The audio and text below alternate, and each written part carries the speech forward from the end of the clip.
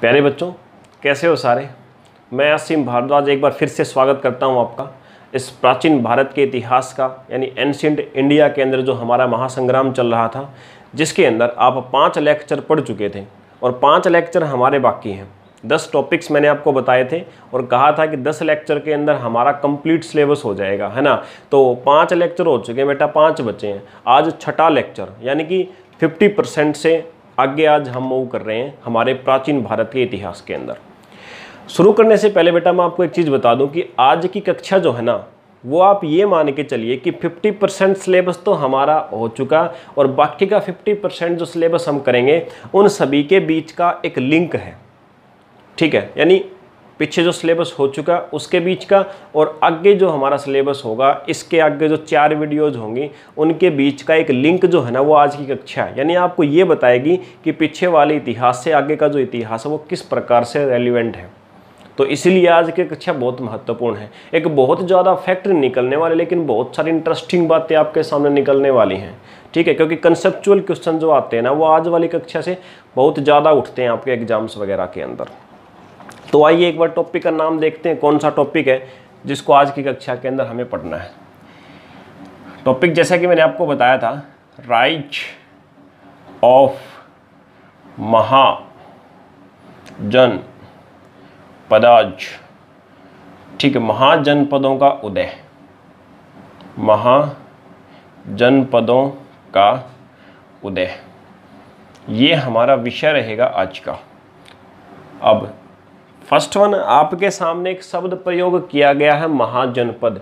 तो बेटा इसको जानेंगे कि महाजनपद हमारा होता क्या है, ठीक है, और इसका उदय कैसे हुआ। यानी कि ये महाजनपद जो है किस प्रकार से बने थे, कैसे इकट्ठे हुए थे लोगों के समूह, वो सारी चीज़ें आज की कक्षा का अगर विषय अगर मैं देखूं तो बेटा 2 भागों में, बेटा छोटे छोटे 2 भागों में बांटेंगे। एक तो भारत के अंदर जो एक केंद्रीय सत्ता, एक सेंट्रल गवर्नमेंट एक प्रकार से उसकी नींव रखी जा रही थी, वो हम पढ़ेंगे, ठीक है। और दूसरा हम पढ़ेंगे कि जो उत्तर पश्चिम भारत था, जहाँ जिसके साथ में आपका पाकिस्तान लगता है आज आधुनिक रूप से, तो वहाँ पे जो विदेशियों ने सबसे पहली बार भारत के अंदर आक्रमण किया। बेटा याद रखें, सबसे पहला आक्रमण आज बताऊँगा आपको भारत के ऊपर किसने किया था, ठीक है। हो सकता है कि आपको जो डाटा पता है वो गलत हो। तो 2 चीज़ें हैं कि उत्तर पश्चिम भारत की असुरक्षित सीमा जो थी वहाँ पे भारत पर आक्रमण जो हुआ, और भारत जो मध्य भारत है या लगभग मध्य पूर्व भारत जो है, मगध के आसपास का क्षेत्र, वहाँ पे भारत का एकीकरण की शुरुआत किस प्रकार से हुई। और अगली कक्षा में फिर एकीकरण होने के बाद में जो मौर्य साम्राज्य है वो अगली कक्षा में पढ़ेंगे। लेकिन मौर्य साम्राज्य से पहले भी 2-3 छोटे छोटे राजवंश आए थे जिन्होंने मौर्य साम्राज्य को एक नींव प्रदान की थी, ठीक है। तो उसको हम आज पढ़ेंगे कक्षा के अंदर, वो इवोल्यूशन हुआ कैसे।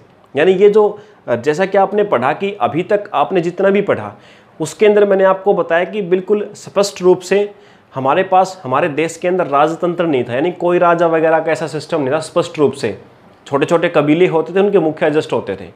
तो वो राजतंत्र कैसे शुरू हुआ, तो इस कक्षा के बाद यानी इस कक्षा के अंत से ही आप मान लो कि राजतंत्र की शुरुआत भारत के अंदर होगी। और वही बताना कि कैसे शुरुआत हुई, कौन से ऐसे मुख्य कारण थे जिन्होंने राजतंत्र को बल दिया गणतंत्र की बजाय, वो सारी चीज़ें आज हम अध्ययन करेंगे। तो देखिए बेटा, पिछली कक्षा के अंदर आपने एक टॉपिक पढ़ा था वैदिक सभ्यता। वैदिक सभ्यता पढ़ा और वैदिक सभ्यता के अंदर मैंने आपको कहा था कि इस समय पे कबीले होते थे, छोटे छोटे कबीले होते थे। वैदिक सभ्यता जो थी आपकी, इस समय पे छोटे छोटे कबीले होते थे और इन कबीलों के एक मुखिया होते थे। अगर बात करें ऋग्वैदिक काल के अंदर, वैदिक काल जो 2 भागों में बटा था, एक तो पूर्व वैदिक जिसको ऋग्वैदिक कहा जाता था, तो उस दौरान मैंने आपको बताया था कि ये मुखिया जो थे ना, इनका कोई बहुत बड़ा ऐसा रोल नहीं था, बहुत बड़ा शासन नहीं करते थे। ये भी लगभग कबीले के अन्य सदस्यों की तरह ही होते थे, लेकिन बस अपनी ज्ञान बुद्धि के कारण लगा लो या एज के कारण लगा लो, ये क्या थे, पूरे कबीले को एक रास्ता दिखाते थे, मार्ग दिखाते थे, यानी एक नेतृत्व करते थे। लेकिन बहुत बड़ा ऐसे कोई राजा की तरह उपाधि नहीं थी। लेकिन जैसे जैसे उत्तर वैदिक काल आ गया, ऋग्वैदिक काल के बाद जो उत्तर वैदिक काल आते आते क्या हो गया कि इन कबीलों के अंदर थोड़ा सा जो मुखिया होता था उसकी हालत के अंदर सुधार आया। यानी हल्का फुल्का क्या हुआ कि मुखिया जो है ना वो अपने आप को राजन यानी राजा की तरह देखने लगा था। हालांकि पूरी तरह से राजतंत्र शुरू नहीं हुआ था, लेकिन फिर भी एक राजन, एक प्रकार से राजा की महक उसको अपने अंदर आने शुरू हो गई थी। ठीक है, अब कबीले के अंदर राजन की महक आने लग गई थी। ठीक है, तो कबीले जो थे आपस में, भारत के अंदर अलग अलग क्षेत्रों के अंदर जो कबीले फैले हुए थे, उनके अंदर क्या हो गया, क्षेत्रवाद की भावना आने लगी। सबके अंदर क्षेत्रवाद की भावना आने लगी। अब ये क्षेत्रवाद की भावना आई तो आपस में क्या हुआ, कबीलों के बीच में संघर्ष भी जारी हुआ।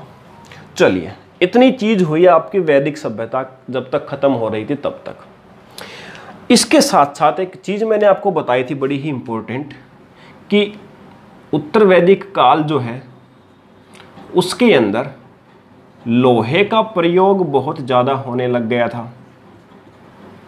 लोहे का प्रयोग, और बाद में तो उत्पादन भी होने लग गया था।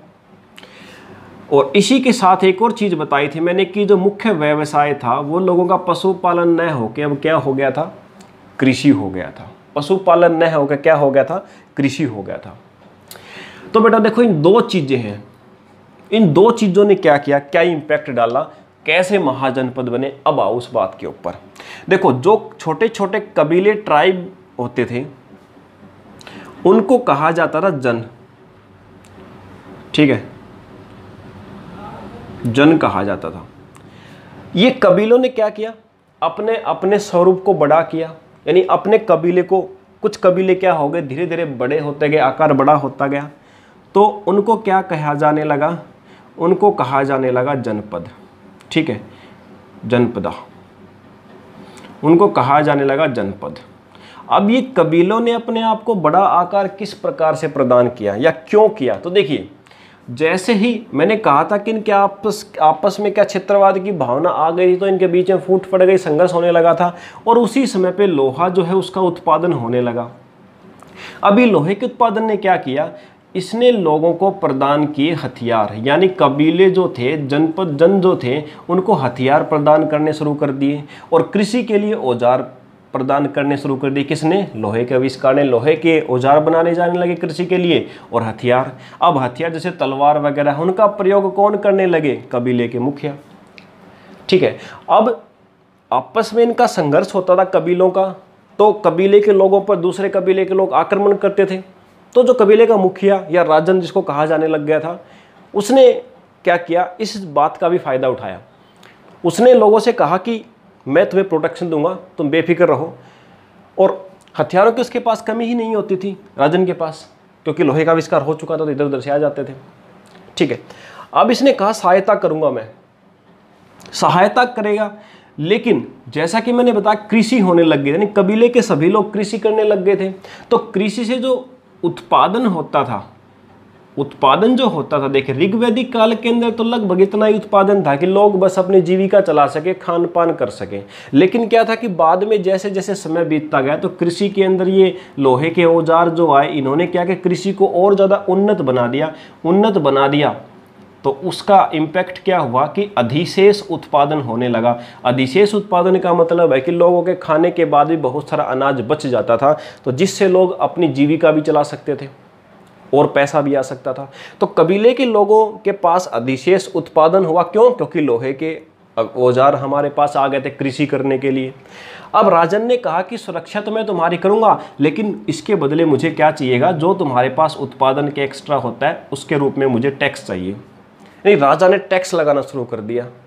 अब राजन के पास क्या टैक्स इकट्ठा होने लगा, तो राजन की आर्थिक स्थिति और ज़्यादा बेहतर हो गई, और एक प्रकार से एक अलग ही एक कौम बन गई, जिसको हम राजा, एक शासक वर्ग बोलने लग गए। ठीक है, तो शासक वर्ग जो था उसके पास टैक्स के रूप में पैसा आने लगा, यहाँ से हथियार भी काफ़ी हो गए, तो एक प्रकार से राजतंत्र की शुरुआत हो गई यहाँ से।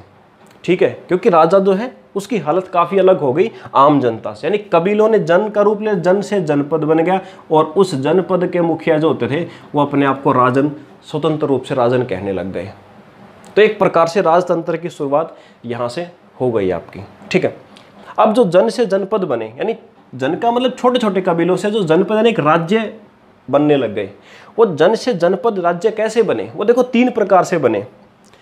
कुछ कबीलों ने तो क्या किया, आपस में इकट्ठे हो गए, 4-5 कबीले मिलकर के एक जनपद का निर्माण कर दिया, यानी थोड़ा सा बड़ा राज्य का निर्माण कर दिया। कुछ कबीलों ने क्या किया, अपने से कमजोर कबीले के ऊपर आक्रमण कर दिया, उसको अपने अंदर विजयी कर लिया, जीत लिया, ठीक है। और कुछ कबीलों ने क्या किया, खुद को ही लगातार समय के साथ एक बड़ा रूप प्रदान कर दिया, ज़्यादा से ज़्यादा लोगों को जोड़ा, ज़्यादा क्षेत्र को जोड़ा और अपने आप को बड़ा स्वरूप प्रदान कर दिया, ठीक है। अब जैसे कि मैंने बताया कृषि होती थी, तो कृषि के लिए ज़्यादा क्षेत्र चाहिए, तो क्षेत्र के लिए भी क्या हुआ, इन आपस में इन सब के बीच में बहस होती थी। इसलिए हर जनपद अपने राजा के कारण अपने क्षेत्र को बढ़ाना चाहता था, ठीक है। तो इस प्रकार से एक राजा, आपका राजा या राजतंत्र स्थापित हो गया। तो ओवरऑल अगर आपके मन में कॉमन सेंस से अगर आप देख रहे हो और आपको ये बात समझ में आ गई होगी कि इन सारे सिस्टम जो जन से जनपद यानी छोटे छोटे कबीलों से बड़ा जनपद यानी बड़ा राज्य जो बना, उसका मेन रीजन क्या था, जो लोहे का उत्पादन और लोहे का प्रयोग जो होने लगा था ना, ये सारा का सारा रीजन इसी के कारण हुआ था। तो इस प्रकार से जन से जनपद और जनपद ने महाजनपदों का रूप ले लिया। बहुत सारे जनपद होते थे, लेकिन इन जनपदों में से भी कुछ और बड़े होकर के बड़े राज्य बन करके महाजनपद कहलाने लगे। तो महाजनपद तो लोगों का समूह ही था, कबीले छोटे छोटे समूह होते थे, और जो महाजनपद उसके अंदर बहुत ज़्यादा क्षेत्र भी होता था, बहुत ज़्यादा व्यक्ति भी होते थे। तो जो महाजनपदों का इवोल्यूशन हुआ, जो निर्माण हुआ, जो महाजनपद का उदय हुआ, अब देखते हैं कि पूरे भारत के अंदर अलग अलग जगह पे, पूरे पूर्व से पश्चिम, उत्तर से दक्षिण तक पूरे भारत के अंदर जितने जनपदों का उदय हुआ, पहले उनके नाम देख लेते हैं और उनकी कैपिटल एक बार देख लेते हैं, ताकि एग्जाम के अंदर क्या है, किसी भी जनपद का नाम आपको दे सकता है और उसकी कैपिटल भी आपसे पूछी जा सकती है कि किस किस जनपद का उदय हुआ भारत के अंदर, ठीक है। तो आइए इसको इरेज कर देता हूँ और इसके बाद आपको बता देता हूँ उसके बारे में। देखिए, जिन जिन 16 महाजनपदों का उदय हुआ, और इन महाजनपदों के बारे में जानने से पहले आप एक बात याद रखेंगे कि महाजनपद जो थे, इनका वर्णन किस ग्रंथ में मिलता है। तो 2 प्रकार के ग्रंथों में मिलेगा आपको। पिछली कक्षा में मैंने बताया था कि एक तरफ तो धार्मिक आंदोलन चल रहे थे और दूसरी तरफ राजतंत्र का विकास हो रहा था। तो धार्मिक आंदोलन के रूप में हमने बौद्ध धर्म और जैन धर्म किया, तो उसी के समरूप आपका ये जो राजतंत्र विकसित हो रहा था, तो इसके बारे में वर्णन जो है वो भी आपको बौद्ध ग्रंथ या जैन ग्रंथों में मिलेगा। तो बौद्ध ग्रंथ कौन सा है जहाँ पे इनके बारे में आपको वर्णन मिलता है, यहाँ पे लिख देता हूँ मैं। बौद्ध ग्रंथ का नाम है अंगुत्तर निकाय।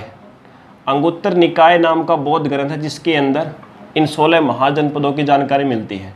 और एक जैन ग्रंथ है भगवती सूत्र, भगवती सूत्र नाम से जैन ग्रंथ है। तो इन दोनों ग्रंथों के अंदर आपको इन 16 महाजनपदों की जानकारी मिलती है। तो आइए एक बार क्विक रिवीजन ले लेते हैं। एक महाजनपद था अंग, जिसकी राजधानी चंपा, मगध जिसकी राजधानी राजगीर, काशी की राजधानी वाराणसी, कौशल की श्रावस्ती। देखिए, कौशल 2 भागों में था, एक उत्तरी भाग, एक दक्षिणी भाग। तो उत्तरी भाग जो था उसकी राजधानी श्रावस्ती और दक्षिणी भाग की राजधानी क्या थी, कुशावस्ती। उसके बाद वज्जी, इसकी राजधानी वैशाली, वत्स कौशाम्बी, कुरु इंद्रप्रस्थ, ये वाला आपका हरियाणा, दिल्ली और उत्तर प्रदेश का जो मेरठ वाला हिस्सा है वहाँ वाला भाग था कुरु जो था। पांचाल, रामनगर, फर्रुखाबाद, उत्तर भाग की राजधानी रामनगर और दक्षिण भाग की फर्रुखाबाद। मत्स्य, विराटनगर इसकी राजधानी। चेदी, शक्तिवती, सूरसेन, मथुरानगर। अस्मक के लिए पाटन। मल्ल की, ये भी 2 भागों में बटाते, कुशीनगर इसकी राजधानी थी और एक पावा। कंबोज की हटक और गांधार की तक्षशिला। कंबोज और गांधार ये दोनों उत्तर पश्चिम भाग में, जो पाकिस्तान जहाँ पे है वहाँ पे पड़ते थे। और अवंती की राजधानी एक उज्जैन और एक माहिष्मती। उत्तरी भाग की उज्जैन और दक्षिण भाग की माहिष्मती। माहिष्मती के ऊपर आपने मूवी भी देखी होगी बाहुबली, वो यही माहिष्मती के ऊपर आपकी बेस थी। तो ये 16 महाजनपद और उनकी राजधानियाँ जो आपको याद रखनी। इनका वर्णन कहाँ पे मिलता है, अंगुत्तर निकाय और भगवती सूत्र के अंदर। तो अब प्यारे बच्चों, इन महाजनपदों में से संघर्ष तो सबके बीच था। कभी कोई किसी महाजनपद को जीत लेता था, कभी वो दोबारा से दूसरे को जीत लेता था, लेकिन पूरे भारत के अंदर राष्ट्रीय रूप से एक संगठन या एक साम्राज्य विकसित करने की जो क्षमता थी वो किसके अंदर थी। अब जाहिर सी बात है कि वो क्षमता उसी के अंदर होगी जिसके पास संसाधन ज़्यादा होंगे। संसाधनों का मतलब है कि यहाँ पे 2 ही चीज़ थी, एक तो आपको चाहिए कृषि से आने वाला धन, और दूसरा लोहे के उपकरण यानी हथियारों। अब वो दोनों चीज़ ज़्यादा किसके पास थी? मगध जो साम्राज्य जहाँ पे विकसित था, इसके आसपास क्या था? इसके आसपास बहुत सारे जंगल थे, वन थे, फॉरेस्ट थे, और फॉरेस्ट के अंदर बहुत हाथियों की संख्या ज़्यादा थी। तो इन्होंने क्या किया, अपनी सेना के अंदर हाथियों को शामिल कर दिया, तो सेना ताकतवर हो गई। कृषि के लिए भी वहाँ पे गंगा नदी के आसपास का स्थान था, तो पानी की व्यवस्था अच्छी थी, तो कृषि के लिए भी स्थान अच्छा था।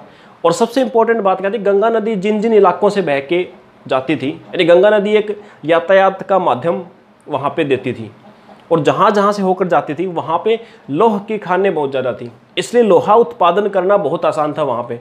तो इसलिए लोहे के भंडार भी इसी के हाथ में, हाथियों की सेना भी इन्हीं के पास, और कृषि के लिए भी, तो सारी चीज़ें इनके पास होने के कारण इन 16 महाजनपदों में से क्या हुआ कि मगध जो महाजनपद है ये एक बड़े साम्राज्य के रूप में उभर कर सामने आया, बड़े साम्राज्य के रूप में उभर कर सामने आया, और यहाँ पे एक बिल्कुल साक्षात राजतंत्र स्थापित हो गया, एक राजा के अंडर में कंप्लीट साम्राज्य चालू हो गया। तो स्टूडेंट आई थिंक यहाँ तक समझ में आया आपको कि किस प्रकार से भारत के अंदर छोटे छोटे कबीलों से लेकर कहाँ राजतंत्र की शुरुआत हुई। अब मगध के अंदर राजतंत्र कैसे शुरू हुआ, कौन सा शासन आया, या किन्होंने सबसे पहले, किस वंश ने शासन किया, आइए अब वो देख लेते हैं। इसको इरेज कर देते हैं पहले हम।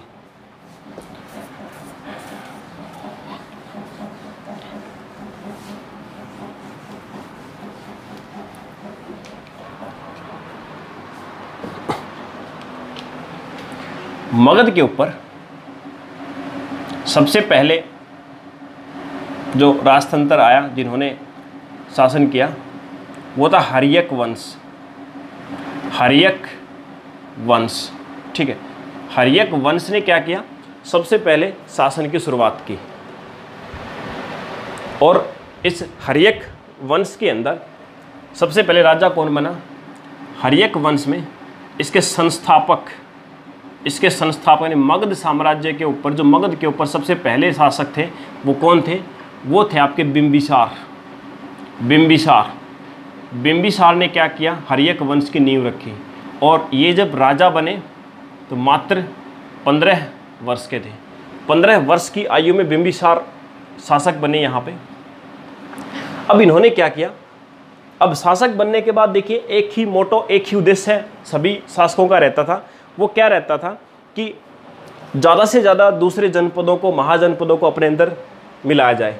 इन्होंने क्या किया, इन्होंने अंग, काशी, कौशल और वज्जी, इन चारों महाजनपदों को मगध साम्राज्य के अंदर मिला लिया, ठीक है, इन सभी को। अब सभी को युद्ध के द्वारा नहीं मिलाया, जैसे वज्जी की राजकुमारी थी चंपा नाम से, उनसे इसने वैवाहिक संबंध स्थापित किए, उससे शादी कर ली और वो इनके साथ हो गया। बाकी कुछ के ऊपर इन्होंने युद्ध के द्वारा जीता और कुछ से वैसे संबंध अपने अच्छे बना लिए। तो यानी कि सभी चारों तरफ से इन्होंने अपनी सीमाएं सुरक्षित कर ली बिंबिसार ने, ठीक है।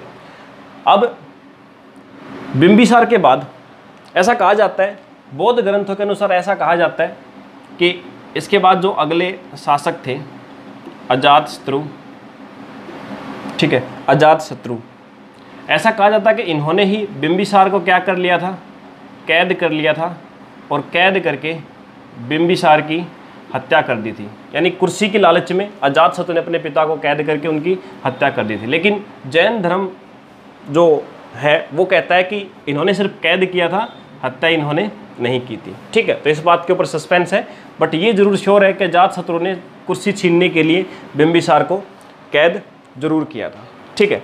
अब आते हैं कि इन्होंने कार्य क्या किया था मेन अजातशत्रु ने।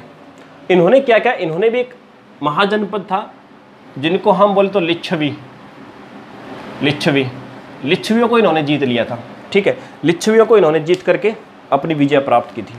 और स्टूडेंट्स एक बात आप याद रखेंगे कि जो हर्यक वंश था इस समय पे मगध की राजधानी जो थी ना, वो आपकी वही थी, राजगीर ही थी, ठीक है। राजगृह या गिरिवराज भी इसी को बोला जाता है, ठीक है। राजगीर या गिरिवराज बोला जाता है जिसको, यही राजधानी थी इनकी।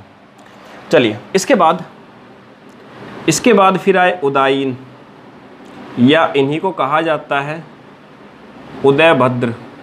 इन्होंने कोई विशेष काम नहीं किया, लेकिन इन्होंने क्या किया, पाटलिपुत्रा, इन्होंने पाटलिपुत्र को बसाया, यानी आधुनिक पटना जो है उस जगह को इन्होंने बसाया। ठीक है, उसको ग्रीक में पाटलिपुत्र को कुछ और ही कहा जाता है, उसको कहा जाता था पोलीबोथा।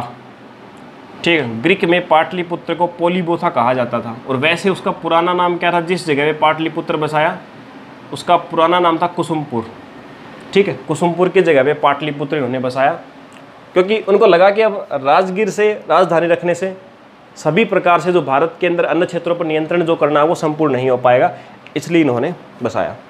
इसके बाद लास्ट कुछ शासक आए ऐसे छोटे मोटे, और एक लास्ट शासक जो आपको याद रखना है एग्जाम में, जिसको पूछा जा सकता है, तो उसको कहा जाता है नागडस्क, या इसी को दर्शक भी कहा जाता है।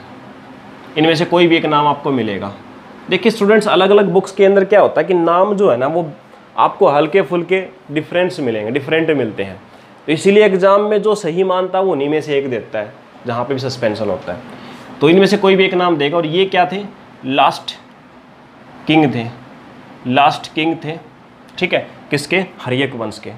और इनको क्या किया, इनको जनता ने ही कुर्सी से हटा दिया, और इनको हटा करके इन्हीं के सेना में से एक सेनापति होते थे शिशुनाग जिसको हम बोलते हैं, उनको जनता ने क्या कर दिया, शासक बना दिया, राजा बना दिया था। हर्यक वंश का शासनकाल आप याद रखेंगे अप्रोक्सीमेटली जो होता था 544 ईसा पूर्व से 412 ईसा पूर्व। ठीक है, 544 BC से 412 BC तक इनका शासनकाल दौरान रहा था। ठीक है, तो ज़्यादा इंपॉर्टेंट नहीं है, क्योंकि अभी वो साम्राज्य शुरू नहीं हुआ है जिसने पूरे भारत को एक केंद्रीय सत्ता के अंदर बांधा था। इन्होंने शुरुआत किया था, एक बेस बनाने के लिए लगे हुए थे। ठीक है, राजतंत्र की शुरुआत कर दी थी, लेकिन वो तो बांधा था, आप जानते हो, बेस बांध के दिया था नंद वंश ने, जो कि अभी आएगा। और केंद्रीय सत्ता के अंदर बांधा किसने था एक्चुअल में, वो बांधा था मौर्य वंश ने, जो कि आप अगली कक्षा के अंदर पढ़ोगे। ठीक है, चलिए, तो हर्यक वंश सबसे पहले आया। इतनी चीज़ आपको क्लियर हो गई होगी कि मगध के ऊपर सबसे पहले हर्यक वंश आया, ये शासक थे उसके अंदर। चलिए, इसको रेज करता हूँ मैं, और इसके बाद फिर अगले करते हैं।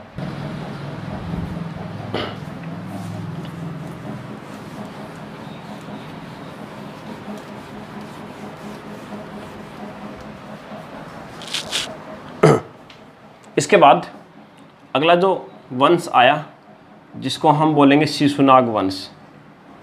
ठीक है, तो शिशुनाग को जनता ने क्या किया, गद्दी पर बैठा दिया, शिशुनाग वंश।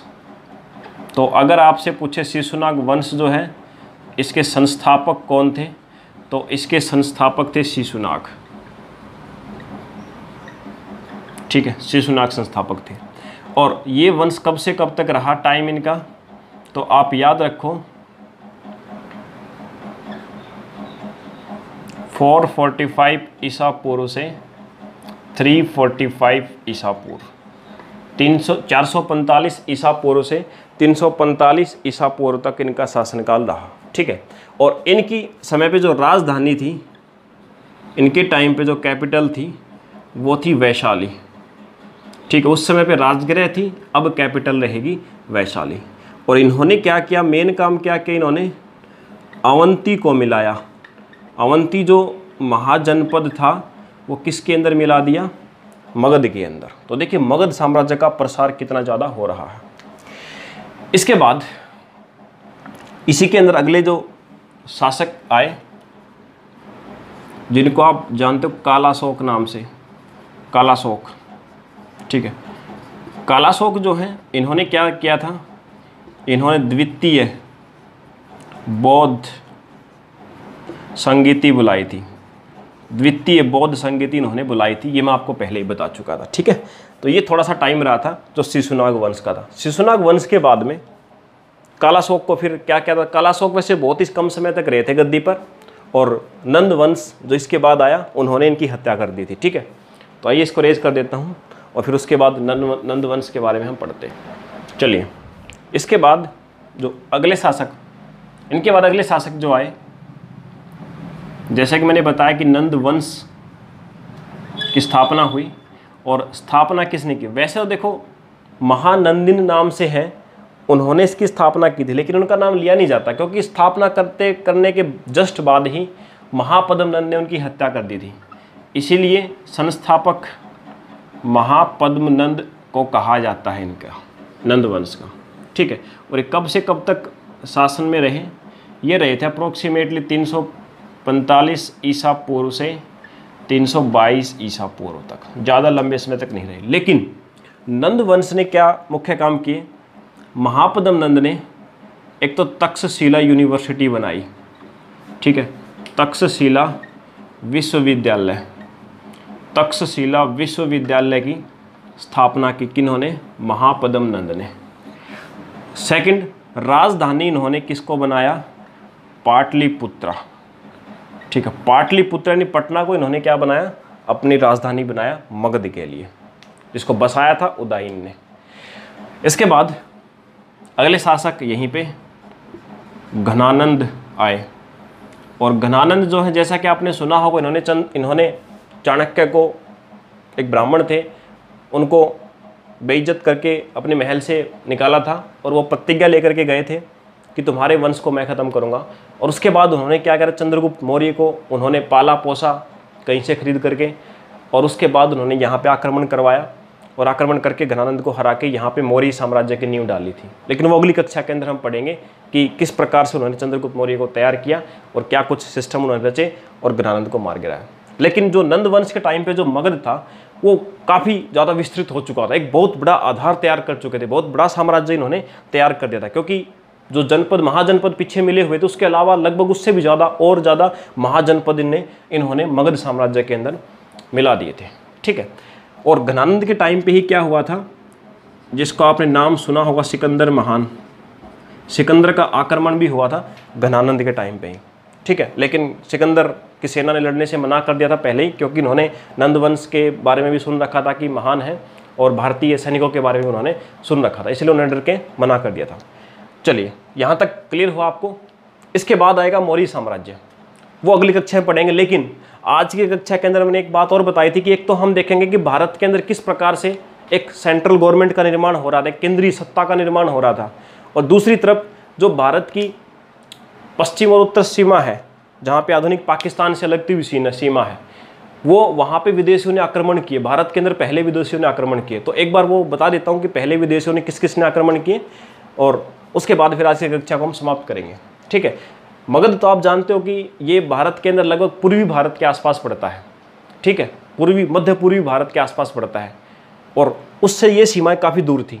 और ये जो सीमाएं थी हमारी उत्तर पश्चिम के अंदर, यहाँ पे भी छोटे छोटे महाजनपद थे जिनको कि मगध के अंदर शामिल नहीं किया गया था। और ये जो महाजनपद थे या छोटे छोटे राज्य भी जो थे, ये आपस में संघर्ष कर रहे थे, आपस में लड़ते रहते थे।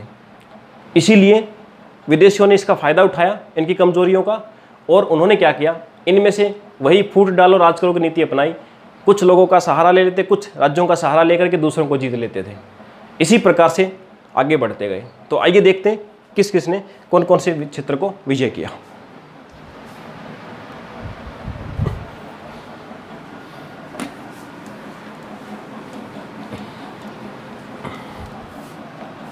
आइए, तो अगली बात हमारी आज की कक्षा का दूसरा भाग, जो मैंने कहा था आपको बताऊंगा, विदेशी आक्रमण जो इस समय पे हुए।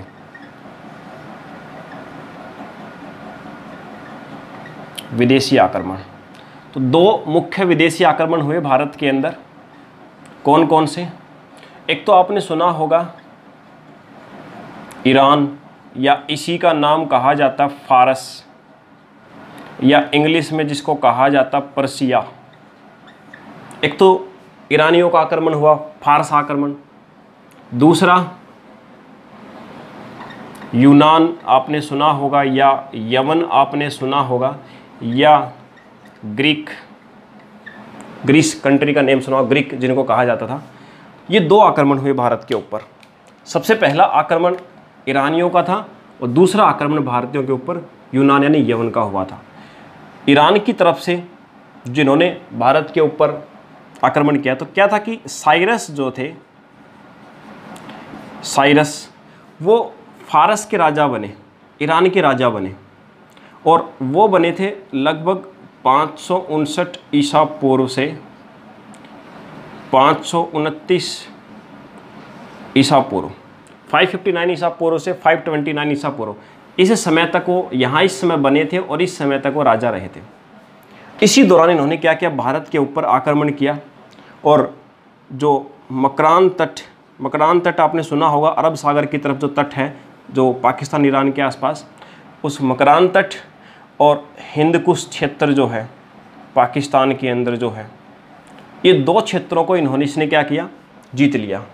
यानी पहली बार ईरानी जो राज्य था, ईरानी साम्राज्य जो था, उसकी सीमा भारत के पश्चिमी हिस्से के साथ आ लगी, है ना। चलिए, इसी के बाद, इसी क्रम के अंदर कुछ समय के बाद एक और राजा इसी ईरानी साम्राज्य के अंदर बने, जिसको हम कहेंगे डेमेटेरियस। ये किंग बने और अप्रोक्सीमेटली 521 ईसा पूर्व के अंदर इन्होंने आक्रमण किया और दो महाजनपदों के नाम मैंने आपको बताए थे।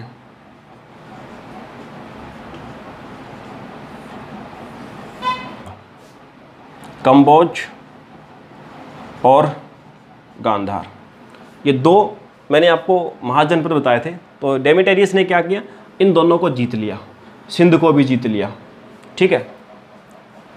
तो लगभग बिल्कुल भारत के अंदर एंट्री हो चुकी थी विदेशियों की, और यहाँ से काफ़ी, इन दोनों जगह से काफ़ी लूट मार करके पैसा उड़ा के ले गए वो, ठीक है। तो ये था ईरानी आक्रमण जो भारत के ऊपर पहली बार हुआ। इन चीज़ों की बिल्कुल डेफिनेट एक टाइम आपको नहीं मिलेगा कि बिल्कुल डेफिनेट कौन से टाइम पे इन्होंने किया, एक रेंज मिलेगी कि लगभग इस समय से इस समय के बीच में ऐसा हुआ था। आप ये मान के चलो कि अगर यूनान या यवन आक्रमण नहीं होता तो भारत की जो एंशिएंट हिस्ट्री है उसकी बहुत सारी डेट जो है ना, तिथियां, वो अनसुलझी रह जाती, उनका पता ही नहीं लगता। ये आक्रमण हुआ तो इनके कुछ ग्रंथ थे, इन्होंने कुछ रचनाएं की, उन रचनाओं से हमने तिथियों को मैच करके एस्टिमेट लगा के हमें तिथियां बताई गई हैं। तो यवन या यूनान की तरफ से किसने आक्रमण किया, नाम सुना होगा आपने, अलेक्जेंडर या सिकंदर जिसको कहा जाता था, ठीक है। इन्होंने आक्रमण किया भारत पे। अब इन्होंने जब आक्रमण किया ना, तो उससे पहले इन्होंने आक्रमण किया था और इनके अंडर में भारत के कुछ क्षेत्र थे उत्तर पश्चिम वाले, उन्हीं उत्तर पश्चिम वाले क्षेत्रों पे इन्होंने आक्रमण किया। लेकिन स्टूडेंट याद रखें कि इन्होंने आक्रमण करके भारत के उत्तर पश्चिम क्षेत्र को अपने अधिकार में लिया था, उसके कुछ समय के बाद ये उत्तर पश्चिम क्षेत्र स्वतंत्र भी हो चुका था, ठीक है। लगभग 200 साल के बाद यहाँ से आक्रमण हुआ था, 150 से 200 साल के बाद यहाँ से आक्रमण किया गया था अलेक्जेंडर के बाद। और जब सिकंदर ने आक्रमण किया तो उस समय भारत के ये राज्य स्वतंत्र रूप से थे। फिर से दोबारा से इन्होंने आक्रमण किया और इनके आपसी फूट का फ़ायदा उठा करके यहाँ से लूटमार की और इन सबको हराया। और हराने की वजह ये थी, ऐसा नहीं कि ये कमज़ोर थे, ऐसे खूंखार कबीले होते थे भारत के अंदर ये कि जीत पाना तो क्या इनके नज़दीक लगना ही मुश्किल था सिकंदर का। लेकिन सिकंदर ने क्या किया कि जैसे तीन कबीले हैं तो एक को या दो को अपने साथ मिला लिया और एक पर अटैक कर दिया, फिर उस पर अटैक करना तो उन दो को मिला लिया, उस पर अटैक कर दिया। इस प्रकार से जीतता हुआ चला गया। लेकिन इसकी सेना का साहस बिल्कुल टूट चुका था, जीतता जरूर जा रहा था लेकिन सेना का साहस टूटता जा रहा था। इसी प्रकार से क्रम में बढ़ते हुए 326 ईसा पूर्व में एक युद्ध हुआ, हाइडेस्पस या वितस्ता या झेलम की लड़ाई, हाइडेस्पस या झेलम की लड़ाई। और इस युद्ध के अंदर सिकंदर ने किसको हराया, वहाँ के राजा पोरस को हराया, पोरस को हरा दिया, ठीक है। पोरस को हराने के बाद ये आगे बढ़े व्यास नदी की तरफ।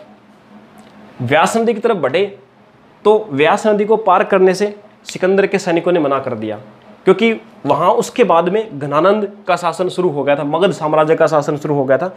और इसके सैनिकों ने भी सुना था कि नंदवंश जो था काफ़ी शक्तिशाली था, उसके सैनिक बहुत बहादुर हैं, इसलिए उन्होंने मना कर दिया और उनके आगे सिकंदर की चल ना पाई। इसलिए सिकंदर ने फैसला किया कि अब मैं वापस अपने देश ईरान जाना है।